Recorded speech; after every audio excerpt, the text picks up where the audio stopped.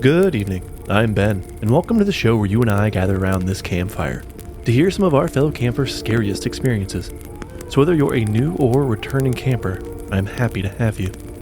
Tonight we are headed to the University of Alabama to hear Maggie's story of the haunted Alpha Delta Pi sorority house.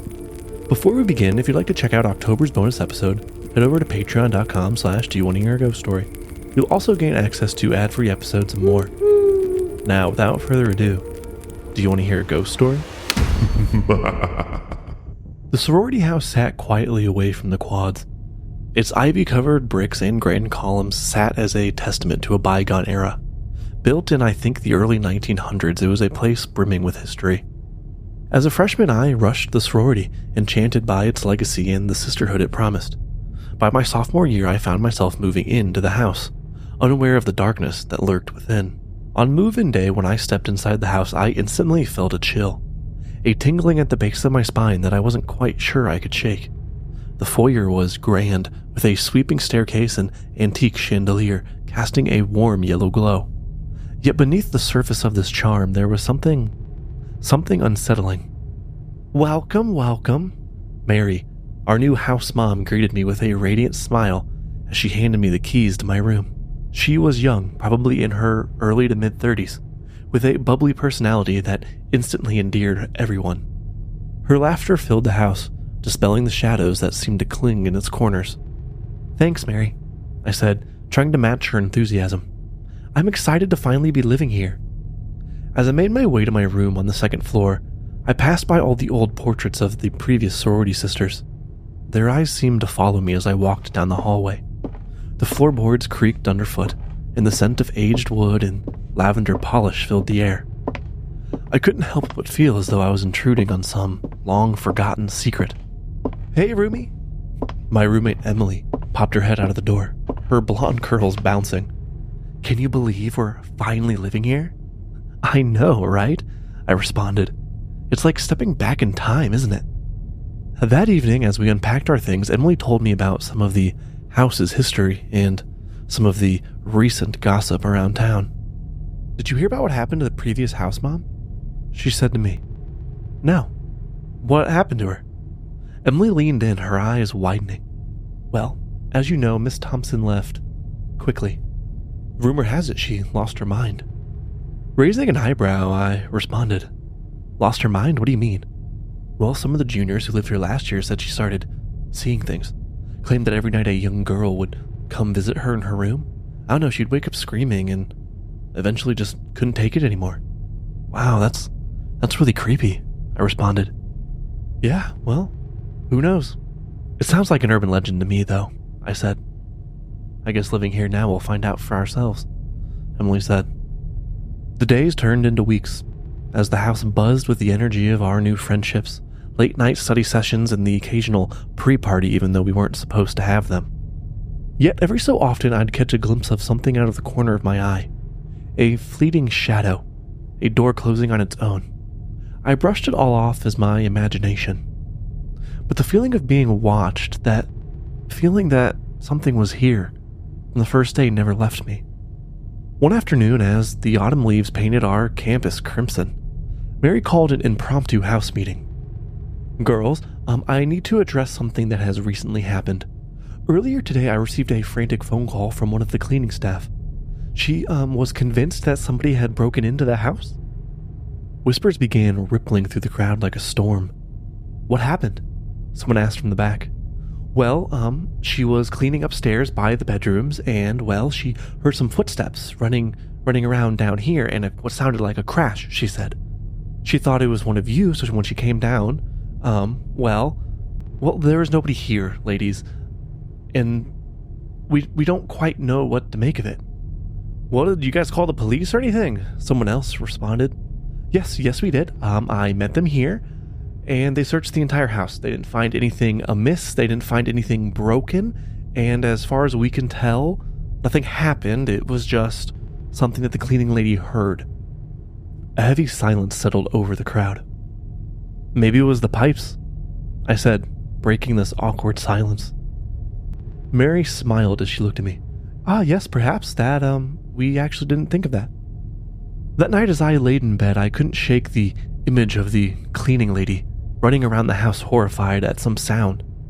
I knew the house was old and that it did make weird sounds, but deep down, I felt like there was more to this story than we were being told. Around midnight, I woke up to the sound of footsteps outside my door. I sat up listening intently. The hallway was now quiet, save for the soft ticking of the grandfather clock downstairs. "Emily, did you hear that?" I threw a pillow at her. Hear what?" "Never mind," I said. "It's probably just somebody going to the bathroom." The following weekend, Mary invited her niece to stay at the house. She was a sweet girl about 8. Her name was Lily, and she wandered the house with bright eyes of wonder. But as the day wore on, Lily grew quiet. By that evening, she didn't leave Mary's side, and that night Lily apparently didn't sleep, sitting up all night at the foot of Mary's bed. The next morning, I was down in the main room eating breakfast when Mary came in the front doors. I guess she had just taken Lily home. She sat down next to me, seemingly frustrated. Well, she won't be coming back here," Mary said to me. She said the ghosts were following her all night and even followed her home. "Ghosts?" I said. "Well, what did she see?" "Well, she woke up in the middle of the night saying that the figures she saw around the house were all standing at the foot of my bed. There was nobody there. I even checked under the bed for her and turned all the lights on, but she insisted." "Wow," I responded. "I mean, there have been some weird things happened around here, like the cleaning lady. You don't think that this place is haunted, do you?" Mary sighed. I don't want to put any stock in that, but there are some weird things that happened, but nothing that makes me think the paranormal. It was as if whatever was in the house was listening to that conversation, because over the next few days, the atmosphere in the house grew darker. Girls started whispering about belongings going missing, doors that were slamming closed or wouldn't stay open. One evening, I found Jane, one of my sisters who lived across the hall, standing at the end of the hallway staring blankly down the stairs. "Jane, are you okay?" She looked at me quickly. "Do you see her?" "See who, Jane?" There was a little girl here, I swear. She was standing right there." I looked down the stairs. "Jane, there's nobody there." I saw her. I don't know. I'm just gonna go back to bed, I guess." Yeah, Jane, you do that." A sense of dread settled over me as I walked back to my room. That night I couldn't sleep. The floorboards outside were creaking constantly, and every rustle of wind against the window set my nerves on edge. I tried reading, listening to music, anything, but it didn't work. Around 2 a.m. I heard a soft humming coming from outside my door, a faint and distant lullaby. I poked my head out the window, where I saw a flicker of movement down near the hallway, or down near the stairwell. "Hello?" I called out. The humming stopped. I took a tentative step forward out into the hallway. "Is anybody there?" Silence. Suddenly the hall door slammed shut, the sound echoing like a gunshot. I jumped, my heart racing. The sound must have woken up a few of my sisters because I saw a few more heads poke out of their rooms along the hallway. "Enough is enough," Emily said, stumbling out of her bed as she walked to her dresser. She pulled out a bunch of candles and headed into the hallway. "Well, does anybody else want to get to the bottom of this?" she said to everybody still looking out into the hallway. We gathered in the common room, a circle of nervous faces illuminated by candlelight. Hand in hand, Emily led us through what was a seance. "Hello. We are here to help. We are here to talk. Can you please show us a sign?" she said into the room. But nothing happened when a cool breeze swept through the room, causing the candles to flicker. Emily continued talking out into the room, but her voice grew a bit distant to my ears. "Afraid," I heard whispered directly into my ear. "Somebody just whispered into my ear," I said loudly to the group. "What did they say?" Emily responded. "Afraid. All they said was just the word, afraid. Afraid," Emily repeated back to me. Jane screamed. "Somebody whispered in my ear, too. All they said was, alone." We spent the next few hours trying to communicate with whatever this was, but all we got back were some barely intelligible whispers. But they always were the same. Afraid. Alone. We concluded the seance when Mary woke up for the day asking us what the hell we were doing. The following days were quieter, But the strange occurrences didn't cease. However, we all learned to just go about our routines. Even in the face of the occasional tension, we all learned to live with this spirit. The end of the year came faster than we expected. As I was packing up my room, I couldn't help but reflect on the experiences we all shared in this house. The friendships forged, the challenges we overcome, and that unseen sister who scared us all. On my last day, I took a final walk through the halls, pausing at those old portraits I passed on the way in. The faces that once seemed ominous or distant now all seemed like familiar friends. "Ready to go?" Emily called from the front door. "Yeah, I think so." As we stepped outside, the sun shone brightly. The freshman new members were standing outside, all excited about how they would get to live in the house next year. "Do we warn them?" I said to Emily. "Nah, I think this is like the final step in sisterhood, surviving the haunted chapter house."